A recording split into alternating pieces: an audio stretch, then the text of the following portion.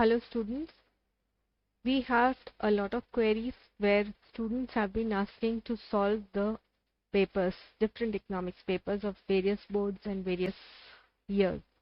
So we start by solving the ISC 2019 economics paper today, and moving ahead we will be adding more papers in this series, and we'll also take up other different boards exam papers also. I just hope these will be of lot of value to the students, and it will be like a reference for you in your revision of the subject. Now, taking the first question, the first part of it, what is meant by product differentiation in monopolistic competition? Product differentiation is a unique feature of monopolistic competition. Products of different firms are similar in nature but are differentiated in terms of brand name, shape, size, color, etc. For example, different brands of toothpaste vary on the basis of color, task, packaging, etc. The essence of product differentiation is to create an image in the minds of the buyer that the product sold by one seller is different from the product sold by another seller.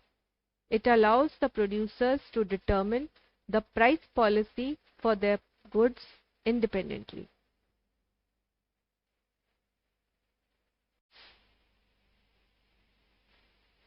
Now explain the indifference map with the help of a diagram. An indifference map represents several indifference curves that can occur as a change in quantity or the type of good consumed changes the consumption pattern for consumers. A consumer receives same level of utility from different combination of goods that lie on the same indifference curve. An indifference curve that is further away from the origin indicates higher consumption and higher utility. An illustration of indifference map is shown in the graph, where we show the good X on X-axis and good Y on Y-axis, and A, B, C are the three indifference curves. Collectively, this is known as an indifference map.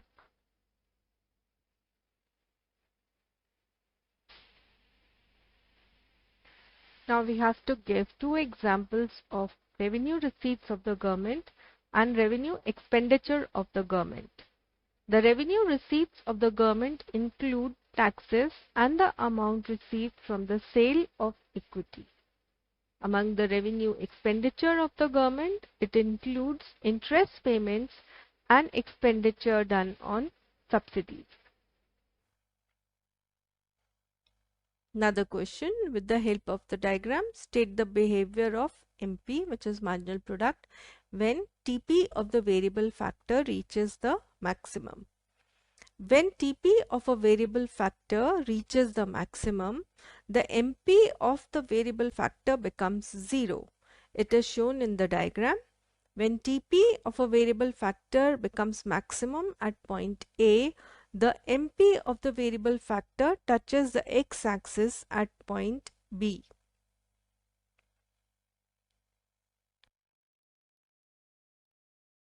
Now, when the TP of the variable factor falls, the MP of the variable factor becomes negative, and the negative returns to scale sets in.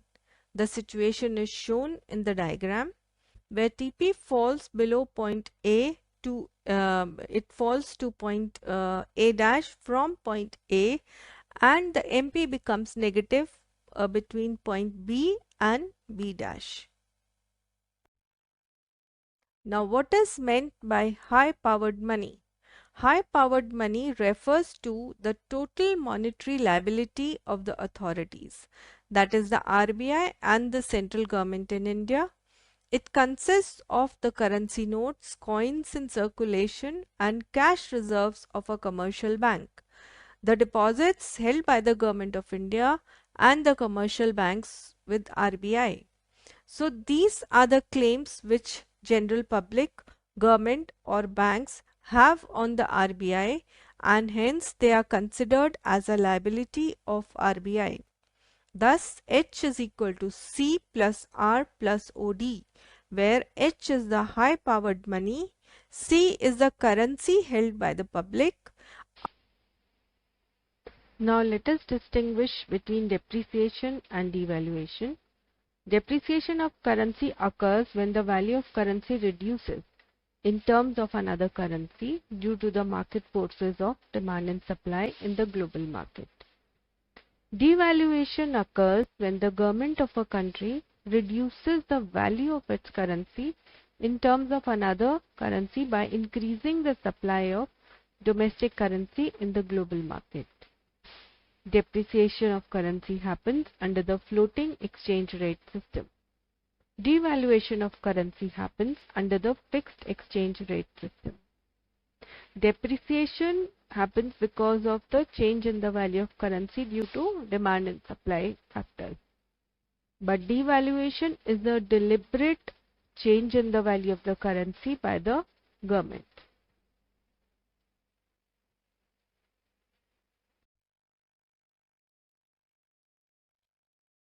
Moving on to the next question of explaining two precautions to be taken while calculating the national income by income method. The first precaution is that transfer incomes such as pension and unemployment remittances should not be considered as income and should not be included in the calculation of national income. Only income earned by providing productive services must be included in the calculation of national income.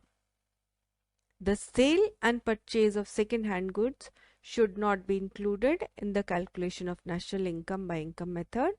This is because such goods are not a part of production in the current year.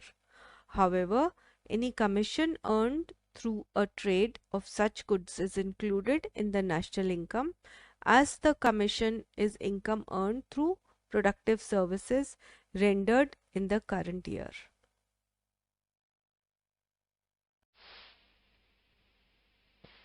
Now let us differentiate between accounting cost and opportunity cost. Accounting cost refers to the costs recorded in the books of account of a firm. These are the expenditures incurred by a firm in the production process. For example, if a firm manufactures tables, the cost of labor used in the production of table is the accounting cost. Opportunity cost refers to the value of the next best alternative selected over another. For example, the producer can use the building for either manufacturing tables or producing gloves. The producer decides to use the building for manufacturing tables, then the income that the producer could have earned from using the building by producing gloves is the opportunity cost of producing tables. Accounting costs are the explicit cost, that is, they are expressed in money and they are paid to someone outside the business. Opportunity cost is the sum of both explicit and implicit cost. Implicit cost is the cost which the factor owner incurs for the production purpose. So opportunity cost will include both the explicit and the implicit cost. Now with the help of diagrams, we have to show when the elasticity of supply is greater than 1 and equal to 1.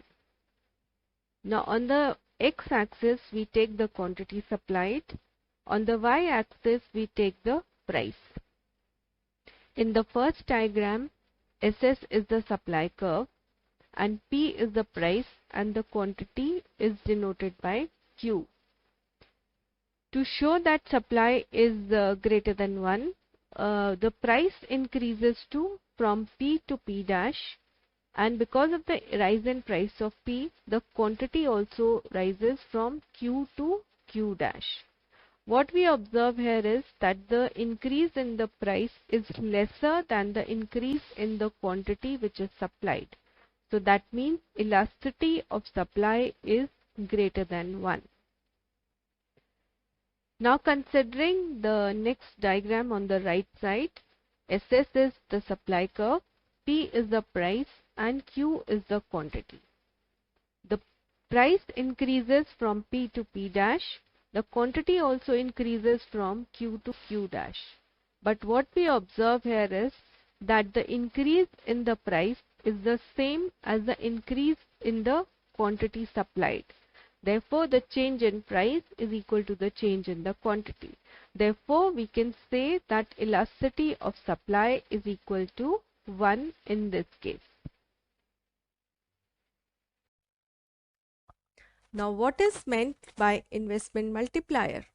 An investment multiplier refers to the fact that an increase in private or public investment expenditure leads to a more than proportionate increase in the level of national output. The investment multiplier is calculated as the ratio of change in income to the change in investment. Investment multiplier is equal to change in income upon change in investment, where change in income is denoted by Y and the change in investment is denoted by I.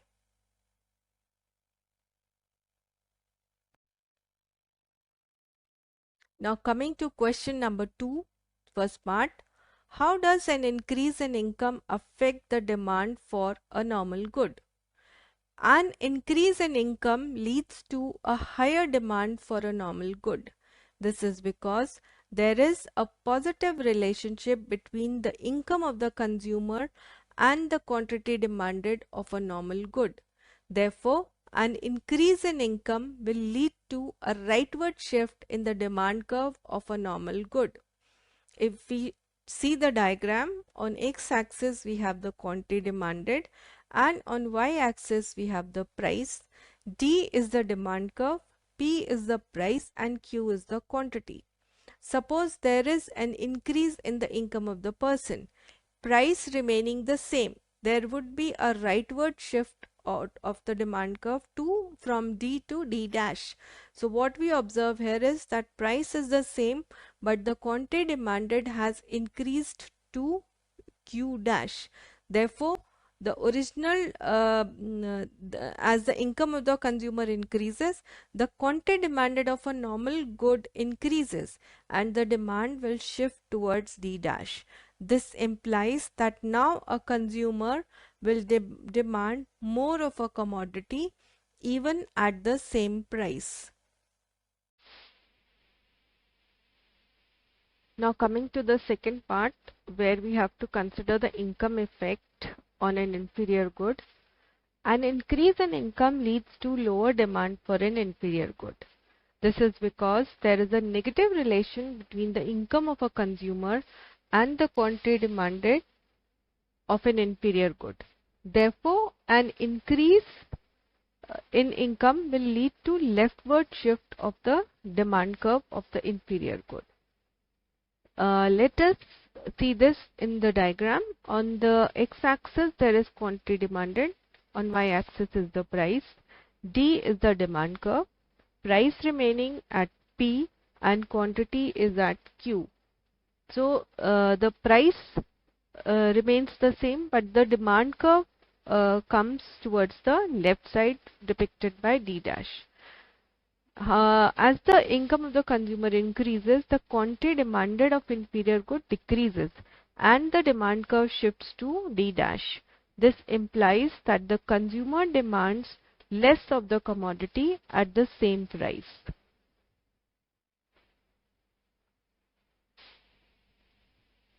Now let us discuss the 3 reasons for the leftward shift of the supply curve. The first being the prices of related goods. Sometimes producer produce more than one good. Suppose a producer produces butter. If the price of the butter decreases, the supply of butter and buttermilk will also decrease. This is because buttermilk is made from butter. Therefore, a decrease in the price of butter will lead to a lower supply of buttermilk, which is depicted by a leftward shift of the supply curve of buttermilk. The second reason is the prices of the factors of production. If the cost of any of the factors of production, such as land, labor, capital, or entrepreneurship rises, the cost of producing a good also rises. As a result, the supply of the good decreases. Thus, the supply curve of the good will shift towards the left. The third reason is the use of obsolete technology. The use of obsolete technology increases the time, effort, and labor needed to produce a good. Thus, the production cost may increase, which can lower the supply of the good. As a result, the supply curve will shift towards the left.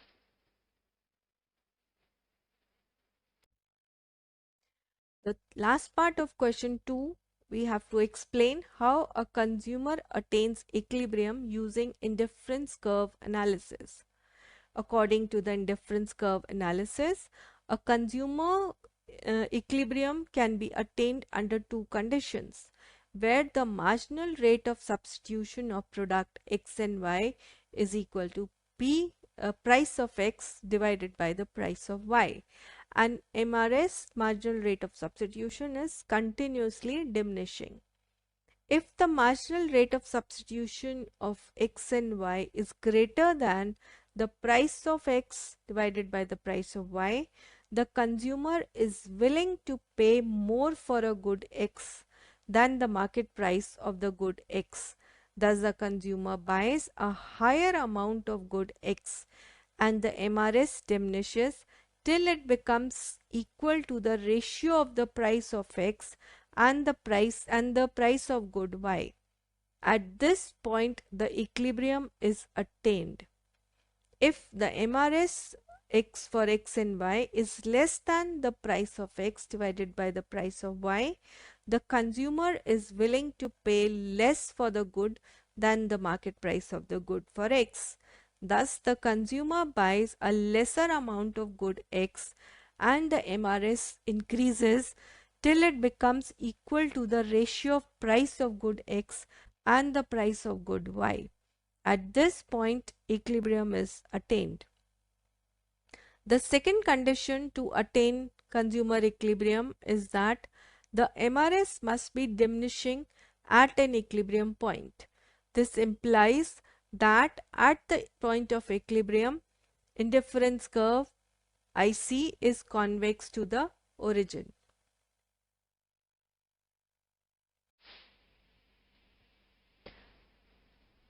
Continuing with how a consumer attains equilibrium using indifference curve analysis, let us see this diagram. On x-axis, we have the quantity of product X. On y-axis, we have the quantity of product Y. IC1, IC2 and IC3 are the three indifference curves, and BA is the budget line. Now, given the budget constraint, the highest indifference curve that a consumer can reach is IC2. The budget line touches the IC2 curve at point E, which is the equilibrium point. The point lie to the left of point E is on a lower indifference curve. So IC2 will indicate lower, IC1 will indicate a lower satisfaction. The points to the right of E lie on the upper indifference curve, that is IC3, which indicates the points that are outside the consumer's budget. The budget line can be tangential to the indifference curve at the unique point where marginal MRS of X and Y is equal to the price of X divided by the price of Y, and the marginal rate of substitution keeps on decreasing.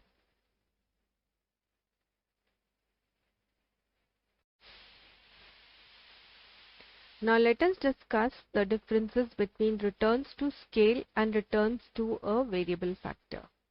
Returns to scale indicate the change in the level of output when all factors of production are changed in the same proportion simultaneously.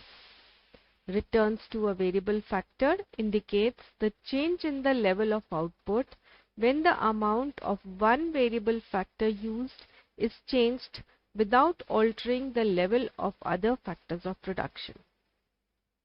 Returns to scale occurs over the long run. returns to a variable factor can be experienced over the short run. In returns to scale, the ratio of variable factors to fixed factors does not change. In returns to a variable factor, the ratio of variable factors to fixed factors changes as the amount of a variable factor used is altered and the amount of fixed factors used remains constant.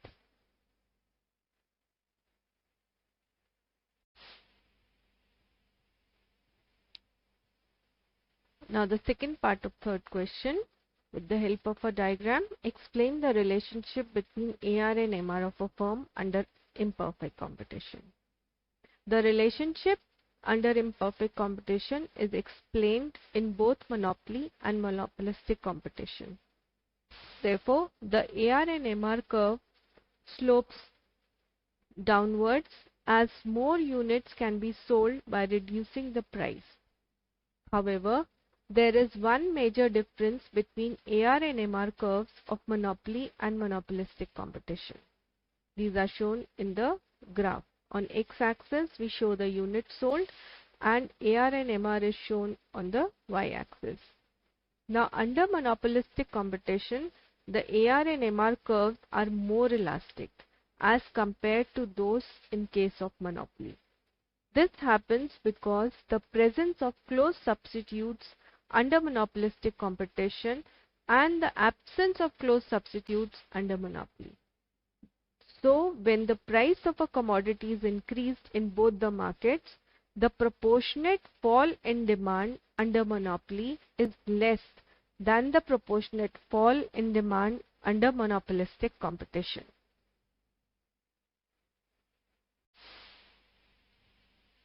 Now let us discuss the features of a monopoly market.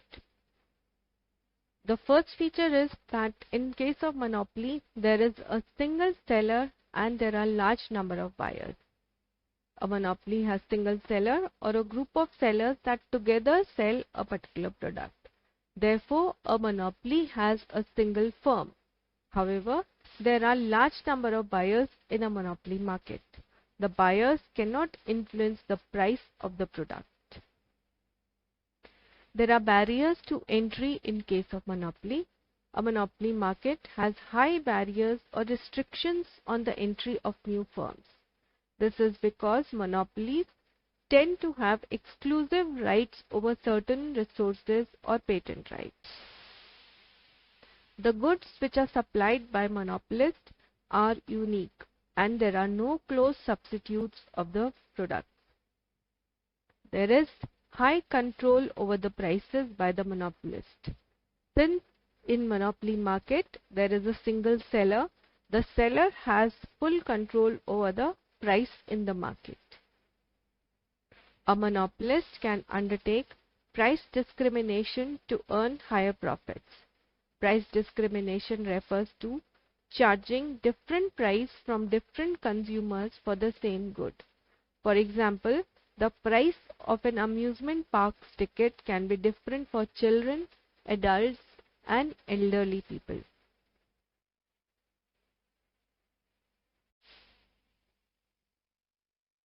Coming to question number 4, where we have to explain the various degrees of price elasticity of demand at different points on a straight line demand curve. Now we show the demand curve, and on x-axis we show the quantity demanded, on y-axis we show the price. There are different points which are mentioned on the demand curve, A, B, C, D and E. So the elasticity of demand is equal to the lower segment of the demand curve divided by the upper segment of the demand curve. So in this diagram, the point C divides the demand curve into two equal halves. Therefore, the elasticity of demand at point C is equal to 1.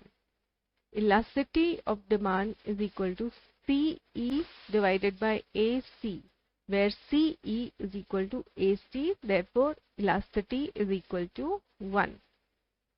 At point A, elasticity of demand is equal to infinity, because at this point the demand curve touches the y-axis.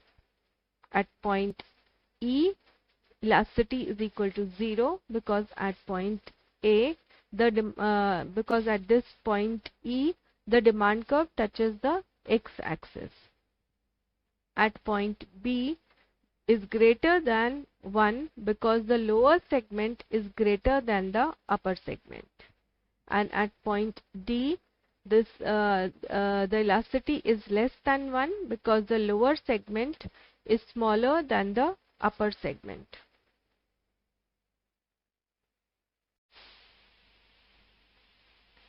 Now second part of question 4, where we have to show with the help of a diagram how a perfectly competitive firm earns normal profit in the short run equilibrium. A perfectly competitive firm can incur normal profits in the short run at a point where marginal cost is equal to marginal revenue, or MR is equal to MC, and the short run marginal cost is rising. Now at the point of equilibrium, average revenue is also equal to average cost, implying that the situation is of a normal profit. Now let us see the diagram below. On x-axis is the quantity, on y-axis is the price and the cost.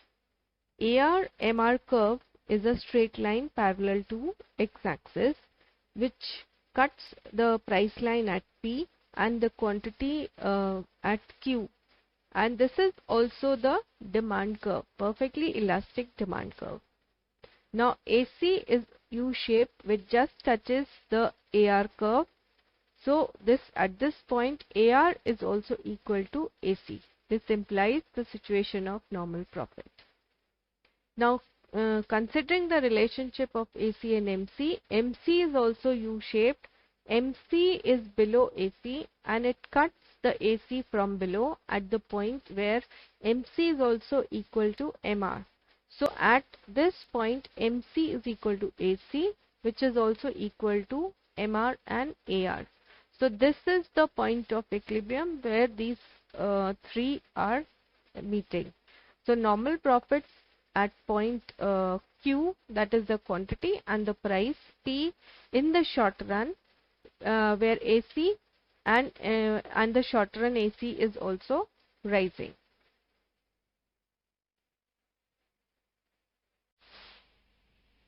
Now coming to the last part of question 4, where we have to explain with the help of diagram how equilibrium price changes when there is simultaneous increase of both demand and supply.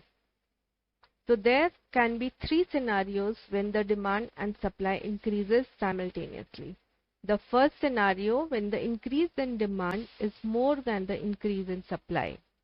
The second case is when an increase in demand is equal to the increase in supply. And the third case where the increase in demand is less than the increase in supply. Let us consider the first case now, where the increase in demand is greater than the increase in supply. When the increase in demand is greater than the increase in supply, there is a simultaneous increase in both the equilibrium quantity and the equilibrium supply. In the diagram, the original equilibrium is attained at point E, where the demand curve D intersects the supply curve S. When the demand increases from D to D dash and the supply increases from S to S dash, a new equilibrium is attained at E dash, which is higher this is at a higher level of equilibrium price and higher level of equilibrium quantity.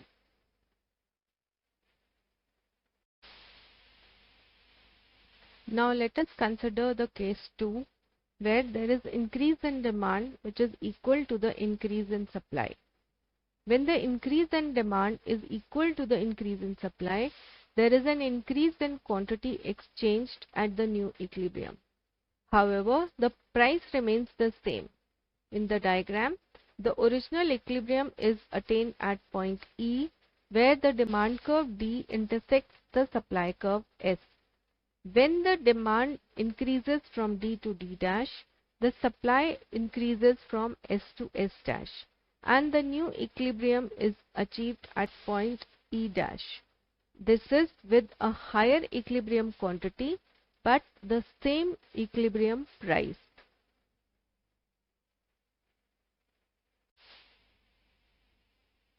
Now let us consider the third case where increase in demand is less than the increase in supply. When the increase in demand is less than the increase in supply, there is a decrease in price and an increase in quantity exchanged in the market. The price decreases because the supply exceeds the demand and there is surplus quantity in the market.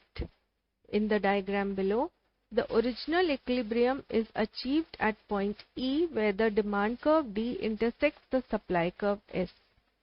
When the demand increases from D to D dash and the supply increases from S to S dash, the new equilibrium is achieved at E dash, which is at a lower equilibrium price but at a higher equilibrium quantity.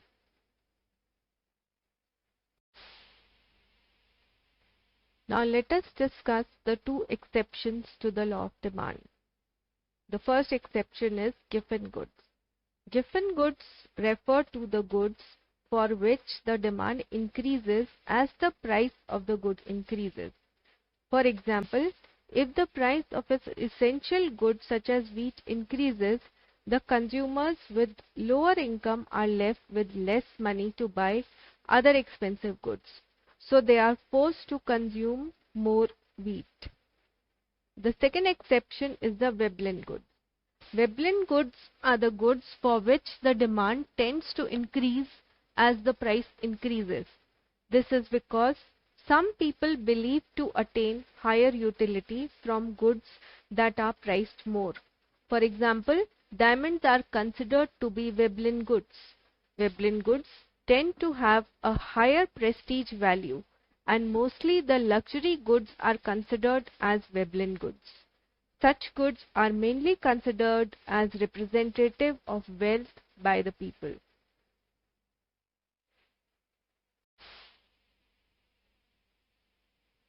Now we have a cost function of a firm where output is given and total quantity is given. We have to calculate the average fixed cost, average cost, and the marginal cost. Let us say at output 0, the total cost which is given is 30. So the total fixed cost at this point is 30 because when there is 0 output, there is no marginal cost or the variable cost. Therefore, when output increases from 0 to 1, the total cost increases from 30 to 90. That means the variable cost is 60 in this case, 90 minus 30. And the total fixed cost, it remains the same for all the levels of output at 30 only.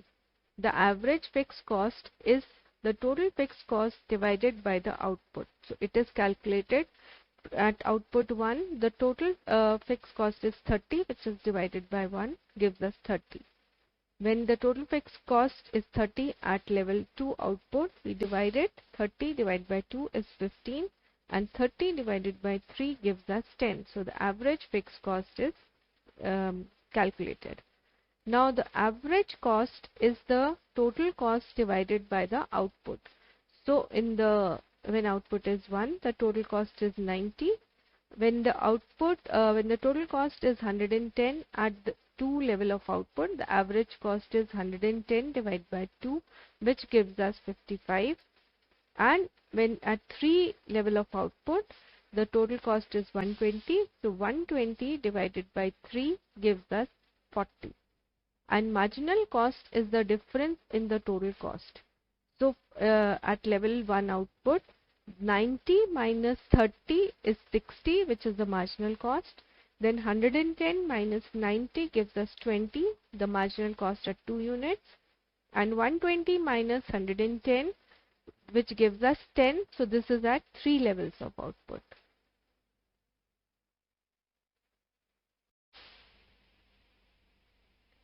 A producer is in equilibrium when MR is equal to MC. We have to explain this statement with the help of a diagram. Producers are at equilibrium when they earn the maximum profit.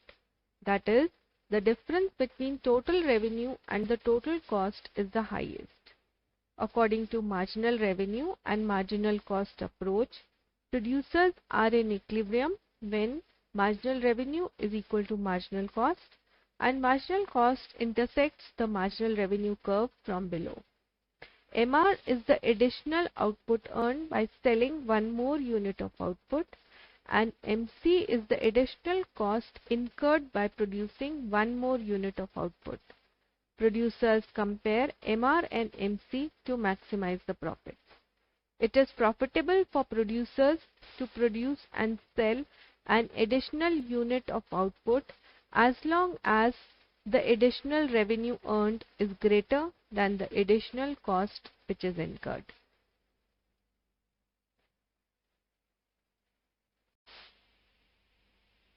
Now in the diagram, the quantity is shown on x-axis and revenue or price is shown on the y-axis. Marginal cost is U-shaped and AR is equal to MR. MR is equal to MC at 2 points A and A dash. However, profit is maximized at the point A dash, which corresponds to an output level of OQ dash. Between the output OQ and OQ dash, MR is greater than MC. Therefore, it is profitable for the firm to produce the additional output. Therefore, producers are at equilibrium when MR is equal to MC and MC intersects the MR curve from below. After the output level OQ dash, MC is greater than MR. Therefore, if producers continue to produce beyond OQ dash level, they will incur losses.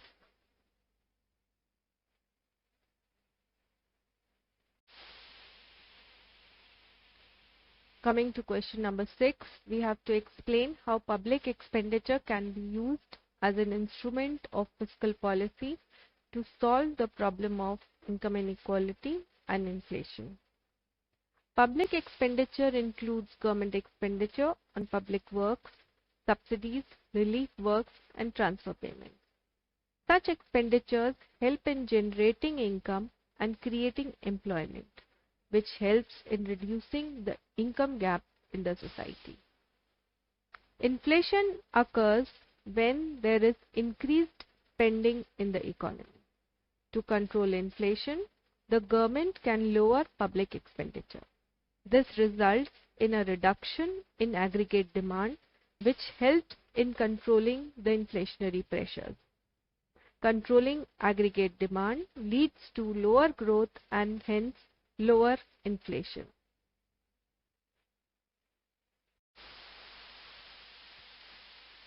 Now we'll differentiate between revenue and capital components of the union budget. The revenue component of union budget comprises revenue receipts and revenue expenditure of the government. These include the revenue generated from taxes, excise duty, and interest receipts. The revenue expenditure includes interest payment, expenditure on salaries, and expenditure on defense. Basically, revenue components are those recurring expenses incurred by the government. The capital component of the union budget comprises capital receipts and capital expenditure of the government. The capital receipts include loans taken by the government and selling of its shares by the government. The capital expenditure includes the purchase of shares, expenditure on machinery, land, and building. The revenue receipts do not reduce the financial assets or create any liabilities for the government. The revenue expenditure does not create an asset for the government or reduce liabilities for the government. The capital receipts, they reduce the financial assets and create liabilities for the government. The capital expenditure creates assets for the government and reduces the liabilities of the government.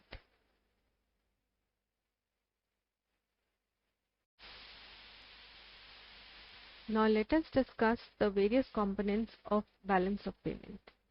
The first component is the current account. The current account of balance of payment records the transactions related to exports and imports of goods and services and unilateral transfers from and to the rest of the world. The current account of BOP records the following components, the first being the visible trade. Visible trade is the net export and import of goods. The balance of visible trade is referred to as the trade balance. When import of goods are higher than the export of goods, there is a trade deficit. When the export of goods are higher than the import of goods, there is a trade surplus. The second component is invisible trade. Invisible trade accounts for net exports and imports of services. Services include shipping, banking, insurance, etc. Then there are unilateral transfers to and from abroad. Unilateral transfers refer to payments that are provided to or received from the rest of the world as financial aid, gifts and remittances. Unilateral transfers are not factor payments. And lastly, the income receipts and payments. Income receipts and payments include factor payments and receipts. For example, it includes rent on property, profits on investments, and interest on capital. The second main component of balance of payment is the capital account. The capital account of BOP records all transactions of a country that alter the state of assets and liabilities of a country. The capital account of BOP records the following components. The first is the loans and borrowings from abroad. This component consists of all loans and borrowings given to or received from the rest of the world. It includes both private sector loans and public sector loans. The second part is the investments to and from abroad. This component includes investments made by non-residents in shares and equities in a country or investment in real estate in any country. The formal investment does not provide any control over the assets and is known as portfolio investment. The latter provides control over the assets and it is known as foreign direct investment. The third main component of balance of payment is autonomous and accommodating items. Autonomous and accommodating items are used to ensure that BOP balances are maintained. These are used to account for errors and discrepancies in the balance of payment account.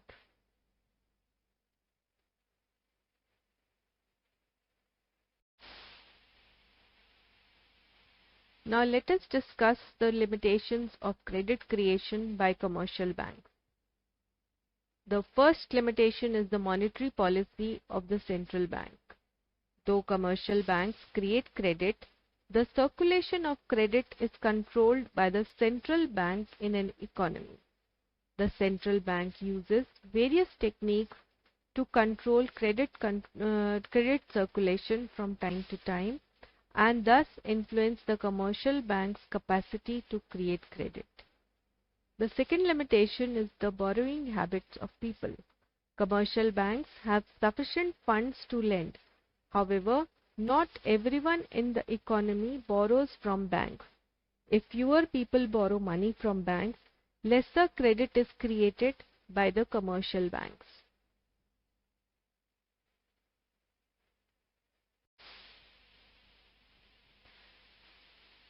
Now the second part of question 7, the two secondary functions of money. The first one is the store of value and the second is the standard of deferred payments. Money functions as a store of value, which means that money holds its value over a period of time. Money resolves the problem of double coincidence of wants because money can be stored over time and it does not lose its value. Though money is not the only store of value, as the same purpose can be served by land, gold, etc. However, it is the most liquid medium of exchange. The payments to be made in future period are referred to as deferred payments. Money has eased the deferred payments. When money is borrowed from someone, it has to be returned with the interest payment. Keeping an account of these payments in terms of goods is very difficult. For instance, if a farmer borrows some wheat from a person, then it is very difficult to return this loan with interest in terms of wheat of the same quantity and quality.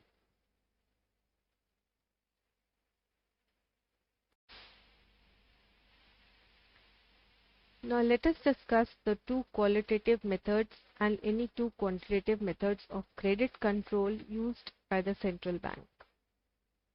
The two qualitative methods of credit control used by central bank are the margin requirements and the credit rationing.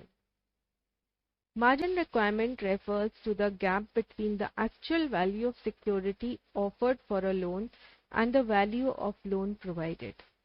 Suppose an individual provides collateral worth ₹100 to the bank grants a loan of ₹80 to the person.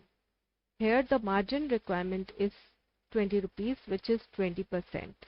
If the central bank wants to lower the credit flow in the economy, the central bank increases the margin requirement. To increase the credit flow in the economy, the margin requirement is lowered. Credit rationing refers to imposing a quota on loans for certain activities. This measure is used when the central bank wants to check the flow of credit in some particular business activities, such as speculative activities. The commercial banks cannot exceed the quota limit while providing the loans.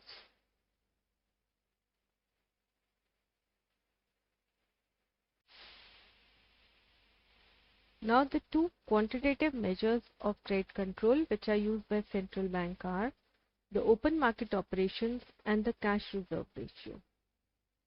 Open market operations refer to the sale and purchase of securities in the open market by the central bank.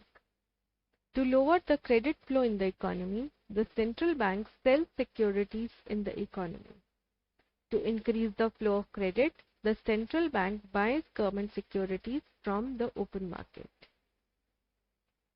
Cash reserve ratio or CRR is the minimum percentage of a commercial bank's total deposits that the bank has to keep with the central bank in the form of cash. Whenever the central bank has to decrease the credit flow in the economy, the central bank increases the CRR. Whenever the central bank has to increase the credit flow in the economy, the central bank decreases the CRR.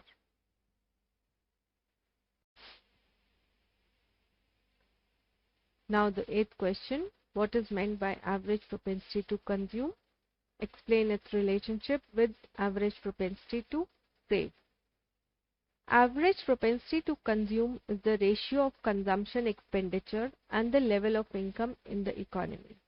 Therefore, APC is equal to C upon Y, where C is the consumption and Y is the level of income. APC indicates the percentage of income spent in the form of consumption expenditure in an economy. If the income of the economy is 100 crores and the consumption expenditure is 65 crores, then APC is equal to 65 divided by 100, which is 0.65.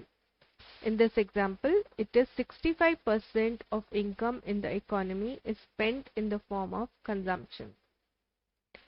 The relationship between APC and APS is equal to S upon Y, where S is the saving and Y is the level of income. We know that Y is equal to C plus S. Therefore, dividing the equation by Y throughout, we get 1 is equal to C upon Y plus S upon Y, which is equal to 1 is equal to APC plus APS. Thus, the sum of average propensity to consume and average propensity to save is equal to 1.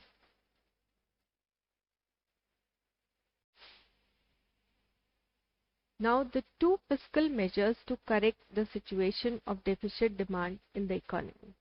The first is increase the government spending, and secondly, a decrease in the taxes. Government spends money on public works that include infrastructural activities and administrative activities.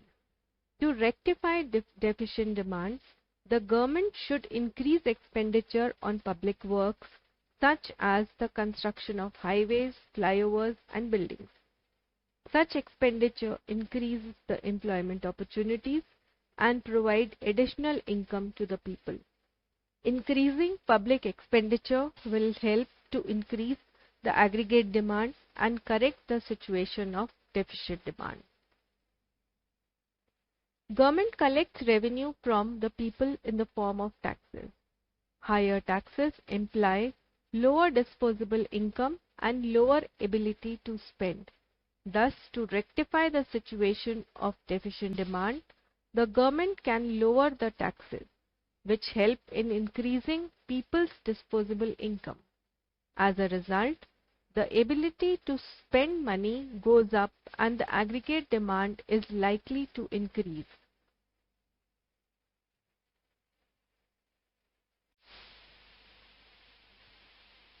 Now, the third part of question 8, we have to explain how equilibrium level of income can be determined with the help of saving and investment approach. Saving is a function of income. S is equal to function of Y. Saving is positively related to income, so the saving curve is upward sloping. At very low levels of income, savings can be negative. This is because at low levels of income, consumption can be more than income and there can be a dis-saving in the economy. We will consider the investment to be autonomous and thus the investment curve is horizontal parallel to the x-axis. In the diagram, the point E is the equilibrium point where S is equal to I. At this point, the amount of money withdrawn from the economy is equal to the amount of money injected into the economy. At this level, AD is equal to AS in the economy. That is, aggregate demand is equal to the aggregate supply. In case where saving is greater than I, which is investment, some of the planned output remains unsold and producers have to hold the stocks of unsold goods. To clear the stocks, producers will reduce the production and the level of output goes down. Thus, the income in the economy reduces, lesser income indicates lesser savings, and the process will continue till the saving becomes equal to investment. Another scenario, when saving is less than investment, people are spending more money than is required to purchase the planned output. This implies aggregate demand exceeds the aggregate supply in the economy. As a result, producers will plan a higher output to cope with the situation. Thus, investment increases up to the point where it becomes equal to the investment.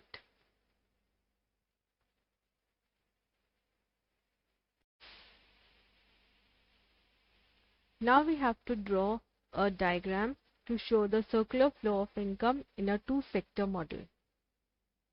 And what happens to the flow of income when savings is equal to investment. The two-sector circular flow is shown in the diagram. The domestic economy has two sectors, which are producers or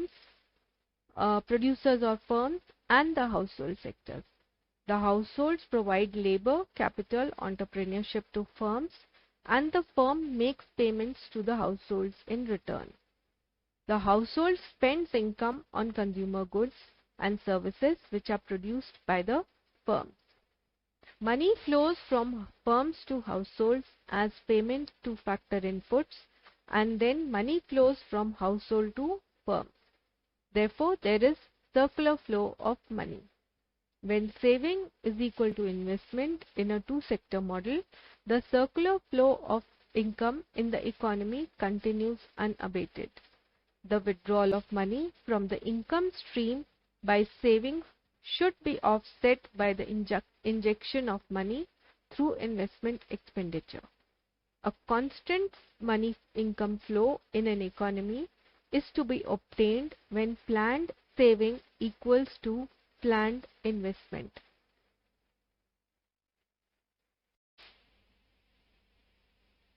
Now we come to what is meant by economic welfare and how the GDP is an indicator of economic welfare. Economic welfare refers to the level of prosperity and equality of living standards in an economy. Economic welfare can be measured through a variety of factors such as GDP and other indicators which reflect the standard of living of people through the level of literacy, level of health facilities, and quality of the environment. GDP is not a robust measure of economic welfare. GDP is an indicator of the standard of living of people in a country. GDP does not directly account for leisure, levels of literacy and health, environmental quality, changes in inequality of income, improvement in technology. However, GDP tends to have a positive relationship with factors that indicate economic welfare. So, a higher GDP is likely to indicate a higher standard of living and economic welfare.